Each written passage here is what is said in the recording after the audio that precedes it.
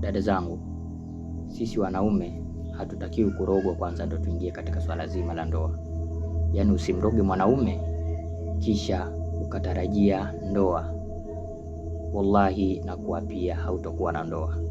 Iko hivi, mwanaume anapoingia kwenye mahusiano na wewe kwanza anakuwa amekutamani, lakini swala zima litakalompelekea mpaka akuoe siku zote ni yale matendo ambayo atakutana nayo kwako.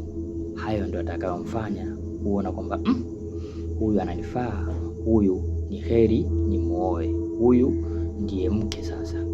Nje ya hapo, hayo mengine dadangu, utakuwa unajisumbua tu. Sijui umenisoma vizuri. Mwanaume ni mtu wa tamaa, anakutamani kwanza, lakini mambo ambayo atakutana nayo kwako ndio atakayomfanya akuoe. Kwa hiyo cha kwanza kabisa unatakiwa ujitambue. Ukishakuwa mtoto wa kike unatakiwa ujielewe, unatakiwa ujitambue, kwa sababu siku zote mara nyingi mnakosea nyinyi wenyewe pia. Na mwanaume naye msemea hapa ni mwanaume, sawa? Sio mtoto wa kiume. Maanake kuna muda mnakosea wenyewe, mnaingia kwenye mahusiano na watoto wa kiume, alafu mwisho wa siku mnakuja kusema kwamba wanaume wote ni mbwa. Nachokisemea hapa, nataka uwe na mahusiano na mwanaume. Sijui unanielewa vizuri.